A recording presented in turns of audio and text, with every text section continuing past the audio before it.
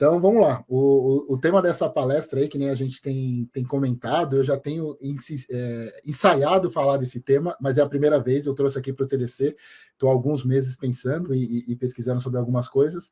Vamos falar hoje sobre não precisa aprender pela dor, de onde viemos e para onde vamos. O que eu pretendo com isso? Eu pretendo compartilhar como foi o meu início em tecnologia, como eu cresci, como eu me desenvolvi, e apesar do ambiente hostil que eu estava inserido, e que por vezes eu também criei, como eu consegui superar isso, e que muitas vezes esse ambiente acaba fazendo a gente replicar comportamentos que não ajudam no processo de evolução das outras pessoas. E é isso, a partir de muita observação, para não ser necessário a gente ensinar batendo o que nós aprendemos apanhando. Então, eu sou Robertson Miguel, eu sou desenvolvedor e migrei de carreira já perto dos 40 anos, e eu tive um aprendizado em tecnologia e meios financeiros, onde métodos que foram usados para eu aprender, hoje em dia não são tão considerados como adequados. Então, agora hoje em dia eu sou DevRel na Vind, onde eu lidero um programa de inclusão de jovens em tecnologia, e cada vez mais a gente precisa ajudar pessoas a compartilhar o seu conhecimento, para que esses comportamentos, muitas vezes inconscientes, são repassados de maneira inadequada. E é sobre isso que eu tenho falado com os devs onde eu trabalho na Vind e na Perifacode, onde eu sou co-organizador.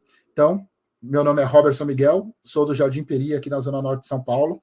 Sou cicloativista, mais ou menos ali em 2010, 2011, eu passei a ser cicloativista com frequência, e se você mora em São Paulo e reclama da ciclovia, desculpa, eu participei ativamente desse processo. Sou co-organizador na Perifacode, sou pós-graduado em desenvolvimento humano e gestão de projeto, e, como eu falei, Developer Relation aqui na Vind, onde eu trabalho atualmente. Quando eu comecei minha carreira, minha vida profissional, eu tive a oportunidade de aprender com pessoas com qualidade técnica e conhecimento diverso. Nem sempre, nessas oportunidades, vem com métodos de relacionamentos adequados, que nem eu estava comentando para vocês, e até vi em algumas palestras mais cedo aqui. Quando a gente está começando, a gente acaba nos sujeitando a certas situações que no futuro a gente até pode lembrar com certo saudosismo. Depois que a gente já está bem estabelecido, a gente lembra algumas coisas com certo saudosismo, e isso também às vezes não é bem legal. Como que foi esse processo de travessia e embarque que foi comigo? Quando eu comecei a trabalhar, onde eu comecei a minha vida profissional, não tinha muitos computadores liberados para todo mundo. Mas sempre que eu podia, eu estava ali, mexendo no computador que tinha no escritório de maneira aleatória, sem permissão, e tentando entender como é que funcionava e o que eu poderia tirar de benefícios com aquilo.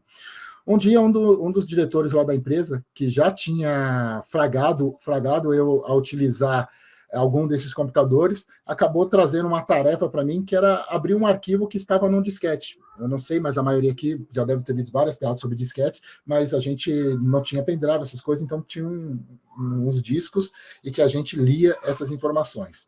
Outras pessoas já tinham tentado abrir aquele arquivo e não tinham conseguido de maneira alguma executar com êxito aquela tarefa. Eu sentei lá naquele computador, peguei o disquete que ele me deu, coloquei o computador no disquete, e aí eu percebi que não tinha nenhum programa associado àquele arquivo. Então, simplesmente, eu alterei uma extensão para o arquivo PNG, um JPG, e ali nascia um gênio da informática para o pessoal daquele escritório. Uma pessoa que está ali mexendo, nova, e conseguiu abrir enquanto outros não conseguiam, que mágica que tinha naquele momento.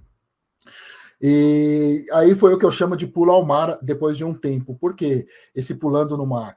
Porque depois de algum tempo, já com alguma bagagem, a empresa me pagou um curso, logo que eu consegui abrir aquele disquete, porque já que eu conseguia abrir aquilo, eu levava jeito, me pagaram um curso, que na verdade era um curso de webmaster, mas que na verdade eu fazia mais programação, manutenção de computadores do que outra coisa. E só que eu queria mais, eu queria aprender a área financeira e parte da contabilidade. Não sei se todo mundo está habituado, mas ali no começo dos anos 2000, entre 98 e 99, bug do milênio, as empresas, dentro das empresas, a área que liderava a parte de tecnologia ou era do setor financeiro ou da contabilidade. E eu queria aprender um pouco mais sobre isso, porque fazia muito sentido na minha carreira o que eu pensava para o futuro. E a única pessoa que estava disposta a me ensinar, a dar atenção para eu aprender um pouco mais, que era da contabilidade, ela falou que tinha que ser fora do horário. Então, para isso, eu comecei a acordar 4 horas da manhã, chegar no escritório por volta das 6, e até às 8 da manhã eu aprendi a contabilidade. Aquela pessoa que se dedicou àquele horário, para mim, foi a primeira definição de workaholic que eu vi, porque a pessoa, imagina, apesar de estar fazendo de bom grado para mim, ela começava a trabalhar de fato às 6, de bom grado querer me ensinar, mas ela começava a trabalhar de fato às 6 da manhã, e parte do trabalho dela ela usava para eu aprender na prática como fazia. Então, naquele momento, a maneira mais fácil que eu via, que é normal para a gente perceber que para agradar alguém, é nos parecer com aquela pessoa. Então, rapidamente, você quer fazer, acordar cedo, fazer aquilo, chamar a responsabilidade para fora do horário e, às vezes, até responder de maneiras cruzadas e difíceis às pessoas. E isso é bem comum, essa repetição para agradar as pessoas. Lembra quando você era pequeno, ou se você tem filho aí, como é simples eles tentarem repetir o que a gente faz na intenção de nos agradar.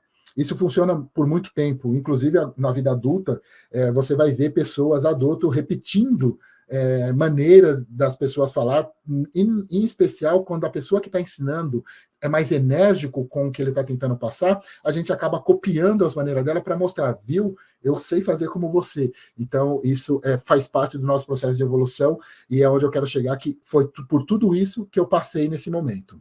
Então, durante esse processo aí que eu chamo de travessia, de largar o conforto da minha casa, da minha família e aventurar na vida profissional, a gente vê, e eu vi também, e vivi muita coisa. Uma das coisas que eu já vivi, para quem não sabe, diretores atirando o aparelho de fax, pegava o que tinha pela mão e jogava. Eu presenciei jogar pela janela aparelho de fax, e é um aparelho grande. Eu já presenciei pessoas gritando com as outras, esmurrando mesa, porque alguém não sabia realizar uma tarefa. Ainda bem que, com o passar dos anos, as relações humanas vão evoluindo. Então, a gente acaba ficando ligado a novos... A gente deveria ficar ligado a novos valores, que se refere à dignidade humana.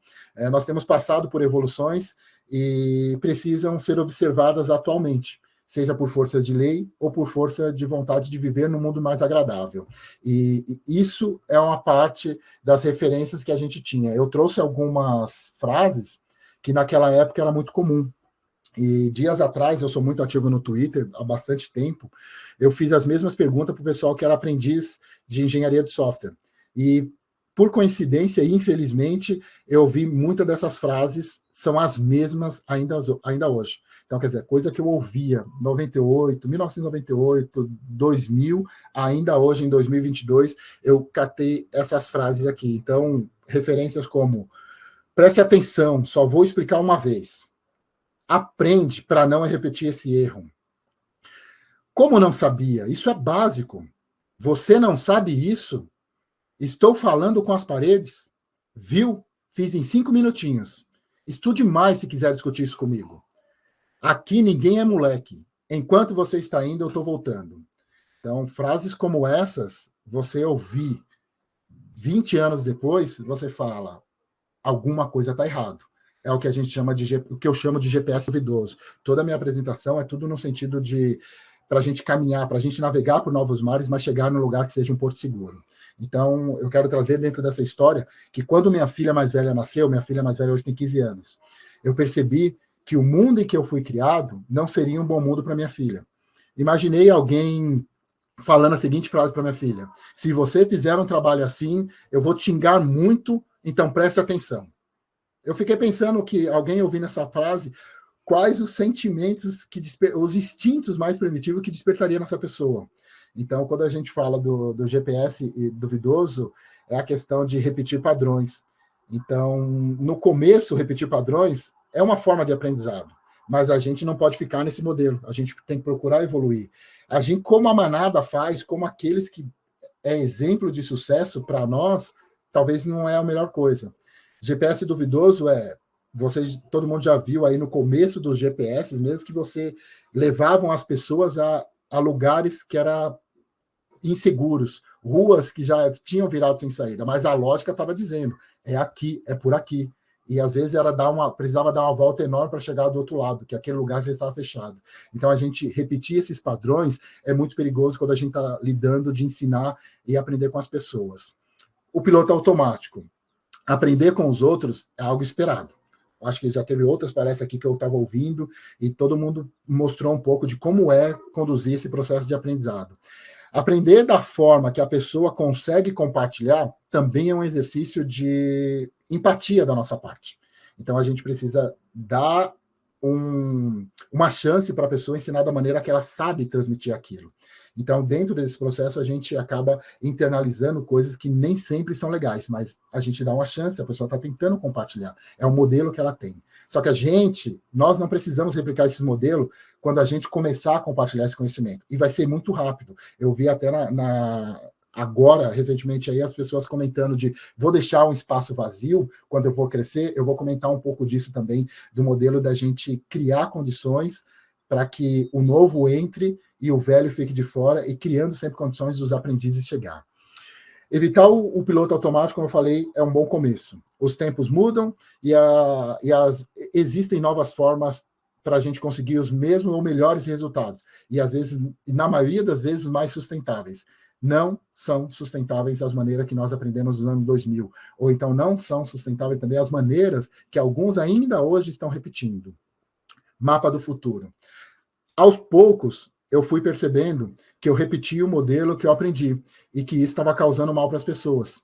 E durante algum tempo, eu abri uma empresa por minha conta, depois eu fiquei, mais ou menos em 2002, 2003, eu já tinha aberto uma empresa, eu fiquei trabalhando por minha conta, e na minha própria empresa eu percebi que eu compartilhei desses modelos. Aquilo que eu tinha aprendido que era normal para você conseguir vencer. Eu não joguei fax na cabeça de ninguém, também não gritei com as pessoas, podem ficar tranquilo, não sou essa pessoa. E eu consegui também alguns resultados que garantiram sobrevivência por muito tempo e empregar outras pessoas. Só que eu vi a necessidade de ter o meu próprio mapa, de mudar esse processo de aprendizado em algum momento. É o que eu chamo de trilhar o nosso próprio caminho. Também não foi sempre assim. Esse aí sou eu, em uma propaganda que eu fiz aqui na cidade de São Paulo, então circulou em algumas revistas, eu achando que copiar um modelo de sucesso era bom para o meu negócio. Então, vocês devem conhecer aquela foto ali da Amazon, de 95, eu repliquei isso nos anos 2005, já com a minha empresa aberta, e tentei seguir as mesmas coisas. Tentar copiar as coisas que a gente vê lá no passado é igual jogar na Mega Sena com os números sorteados na semana passada, e a gente achar que vai ganhar, porque a gente viu alguém fazer daquela maneira. As motivações que fazem a gente fazer essas coisas podem até ser as mesmas, mas os resultados esperados podem, às vezes, ser similar. Mas trilhar o nosso próprio caminho é o que faz a diferença no mundo que a gente vive, no mundo de inovação. Quando a gente pensa que compartilhar conhecimento é algo que deve imprimir a nossa forma de ver o mundo, aí a gente começa a entender um pouco mais. Tudo bem trazer conhecimentos aprendidos da forma que a gente aprendeu. Algumas vezes a gente não sabe como inovar, como fazer diferente, mas é preciso ter um olhar para o contexto e o momento em que estamos vivendo. 10 anos depois, no Brasil, uma pessoa preta, em um puxadinho de uma laje, imaginou se tornar o mesmo que a Amazon.com no Brasil. Provavelmente não ia dar certo, né? Mais humanidade e processos sustentáveis. Depois de alguns anos, apanhando, batendo, eu comecei a me envolver com ativismo, que nem eu falei para vocês. Primeiro veio o ativismo da bicicleta. Foram muitos anos ali no ativismo da bicicleta. Radical. Na maior parte das vezes ali com o ativismo era bem radical. No cicloativismo eu descobri que o conhecimento ainda não existe. Se vocês já prestaram atenção como os ativistas eles se organizam, normalmente não tem uma carreira, não tem um organograma, não existe uma hierarquia, o conhecimento é ali dividido entre as pessoas. Então você vê pessoas muito bem formadas com gente que está entrando agora, às vezes não sabe ainda se organizar com as palavras, com os textos, mas ela tem uma vontade por dentro. E esse conhecimento, saber que aquele conhecimento não existia e que o conhecimento estava sendo construído com narrativas de contextos e vivência das pessoas, e a experimentação nos contextos que as pessoas estavam envolvidas, o ativismo trouxe mais um passo para a humanidade, nesse processo que eu chamo de processos sustentáveis. O ativismo nesse processo me aproximou dos hackathons. aí eu começo mais uma vez, eu fui aprender tecnologia, me distanciei, nem fiquei com a empresa de tecnologia, mas não fiquei dentro do processo de desenvolvimento de software. Só que o cicloativismo me aproximou dos processos de hackathons. E esse processo de hackathon trouxe eu para uma participação já velho. Vocês imaginam só, o exercício de empatia, que é uma pessoa acima de 30, 35 anos, participar de hackathons no final de semana acordado por pizza e jovem com energético o final de semana inteiro. Então, esse modelo de empatia trouxe um novo passo na vida do que eu estava tentando fazer. Então, eu precisava evoluir e entender o que estava acontecendo naquele momento com as pessoas. Foi aí que do hackathon me aproximou das comunidades de tecnologia. Hoje vamos falar de comunidade de tecnologia mais tarde aqui. Fico muito feliz disso. O próprio TDC foi o primeiro momento onde eu participei e entendi comunidade de tecnologia. Eu fui participar do TDC aqui em São Paulo, onde eu conheci a Andressa do RH e o pessoal. Conheci o AfroPython. Depois, em contato com essa galera de comunidades, eu participando de hackathons, conheci algumas pessoas e nós, depois de um tempo, fundamos o PerifaCode. A PerifaCode. O que é a PerifaCode? Nosso objetivo é ser um porto seguro para as pessoas de periferia que trabalham com tecnologia poderem trocar ideia de quanto é difícil se manter em certos ambientes. Sendo que a nossa cultura de periferia, nossas maneiras de ver o mundo, não estão representadas na maioria das empresas. Então, com o tempo desenvolvendo essas coisas, é óbvio, o PerifaCode não se colocava, nunca se colocou como uma escolinha para ensinar tecnologia. Nós éramos uma comunidade para fazer as pessoas, de fato, da periferia para o mundo da tecnologia, para se sustentar naquele meio. Então, o PerifaCode acabou se mostrando ali um laboratório interessante do comportamento das lideranças das empresas que meus amigos trabalhavam. Pois ali a gente estava comentando as passagens ruins que as pessoas tinham. Mais uma vez, esse olhar, essa observação que todos nós ali na organização conseguimos ter do que se passava ali dentro, a gente começa a dar mais um passo para esse processo de como a gente quer construir o futuro de receber mais pessoas em tecnologia e ensinar de maneira diferente. E aí, depois de algum tempo, eu fui e tive uma oportunidade, porque eu vi um monte de coisa ruim acontecendo. Eu vi as pessoas falando de quão difícil estava sendo todo aquele processo para eles. E aí chegou a minha vez de fato, trabalhar dentro de uma empresa de tecnologia. A minha empresa continuou lá, era de suporte e manutenção, mas eu fui trabalhar, saber como que era aquelas experiência ruim. Só que tudo que eu ouvia falar e vivenciar, eu não experimentei de imediato na onde eu cheguei. Onde eu cheguei ali na Vindi como assistente, eu não era desenvolvedor, eu era assistente, tinha passado por bootcamp e estava como assistente. Eu tive uma experiência diferente. Eu comecei a conviver com pessoas ali que foram bastante importantes para eu desconstruir parte daquela resiliência, daquela casca dura que eu ouvia que era comum no meio de tecnologia. Mas as pessoas ali no ambiente que eu estava começaram a desconstruir, mostrando que existia outra maneira de fazer as coisas e que sim, a gente poderia fazer de maneira diferente. E aos poucos as pessoas foram me ajudando a construir novos modelos de pensamento e opções de como construir coisas novas. E eu, de fato, eu chamo que eu consegui uma oportunidade de migração.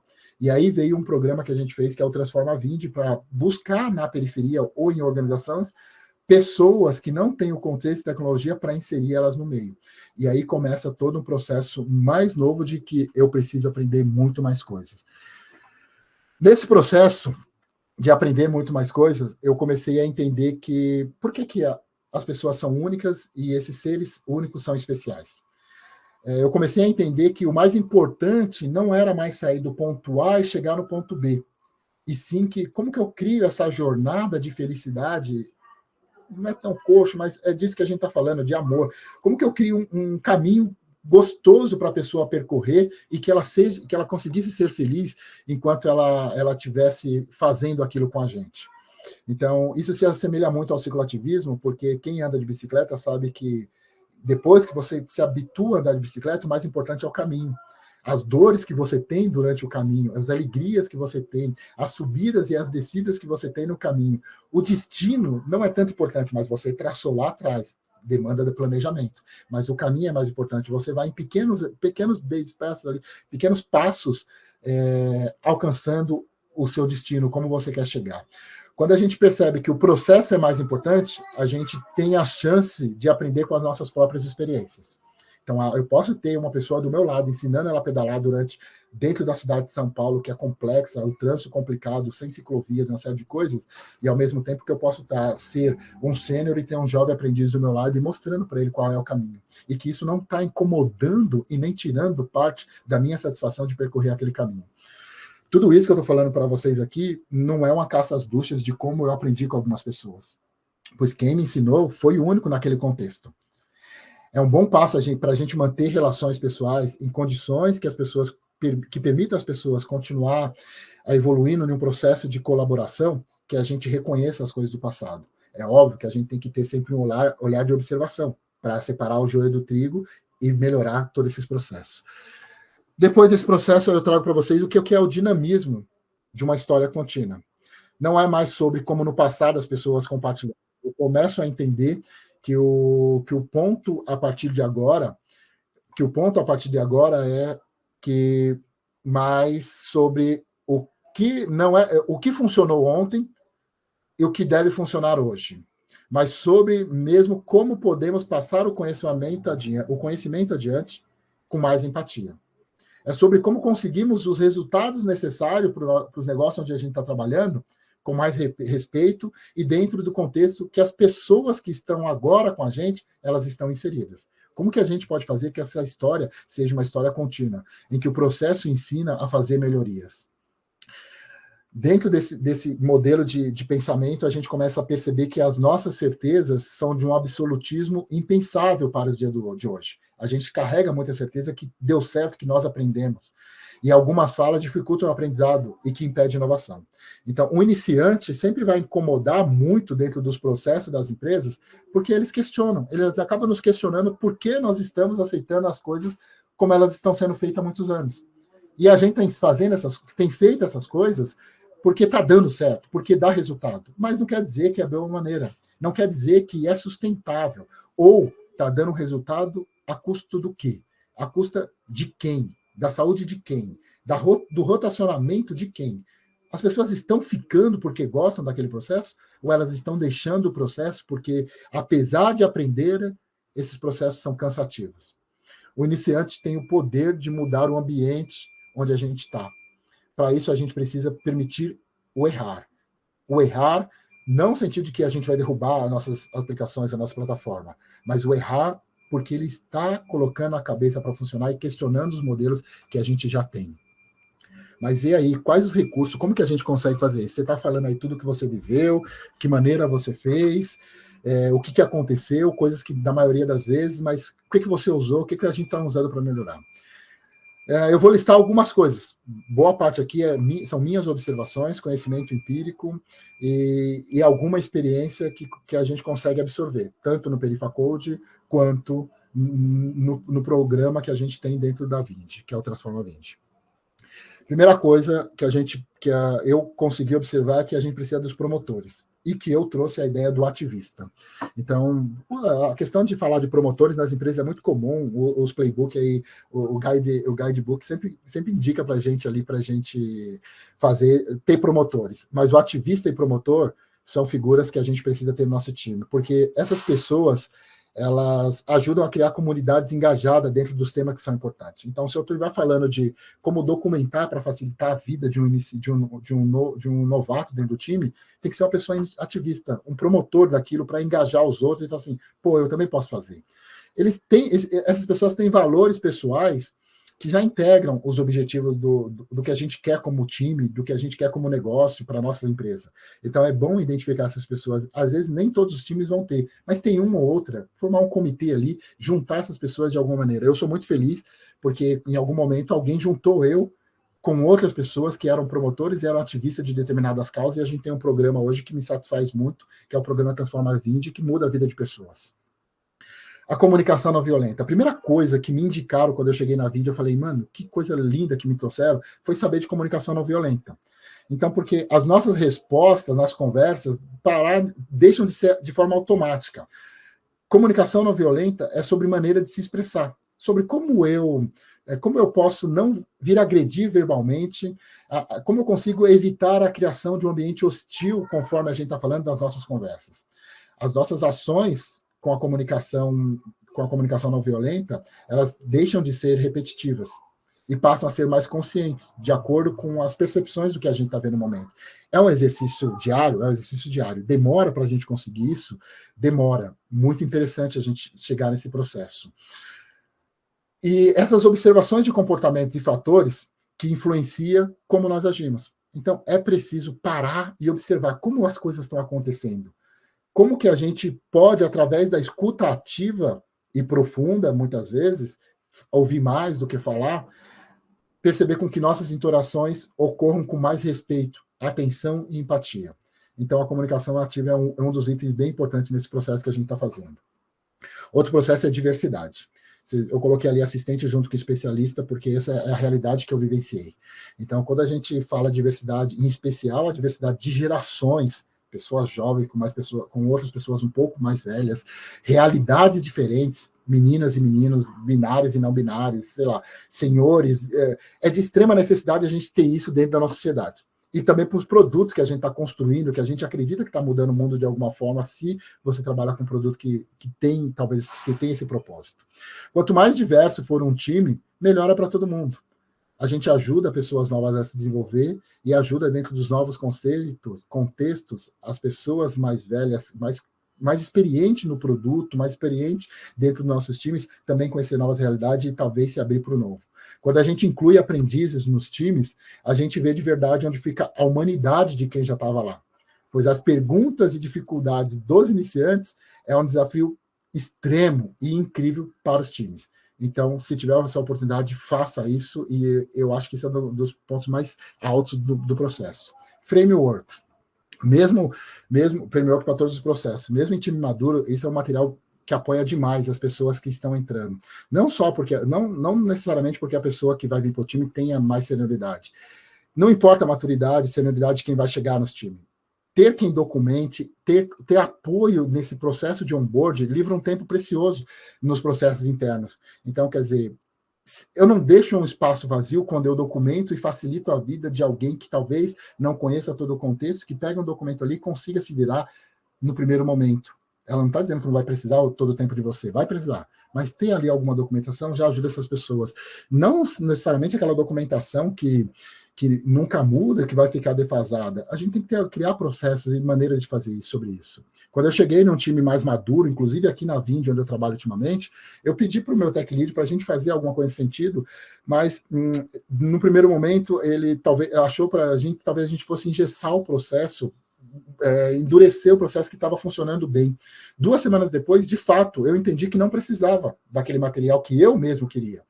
Mas sim, talvez porque eu já era uma pessoa mais madura de idade, com outras vivências, entender aquele processo para mim foi relativamente simples. Mas ainda assim, a revelia do que meu tech lead pediu, eu documentei aquilo para mim. Eu sabia que aquele processo, em algum momento, ia ser necessário para alguém ou para mim mesmo. Tanto é que agora, ultimamente, trabalhando em outros times, trabalhando com outras ferramentas, outras pessoas, foi preciso compartilhar desse conhecimento, e essas minhas anotações de um time maduro serviram para outros times que não eram o mesmo contexto que a gente conseguir dar os seus passos também. Então, isso foi bem importante. Eu sei que o dia a dia, a realidade nossa, faz de tudo para que não tenhamos o pé no chão.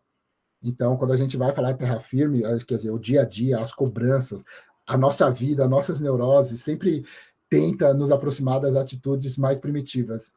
Mais primitivas, assim, as primeiras que nós aprendemos. Aquelas atitudes, ó, já lá quando eu comecei, me ensinaram assim, vai funcionar. Então, o dia a dia, a realidade puxa a gente para aquilo.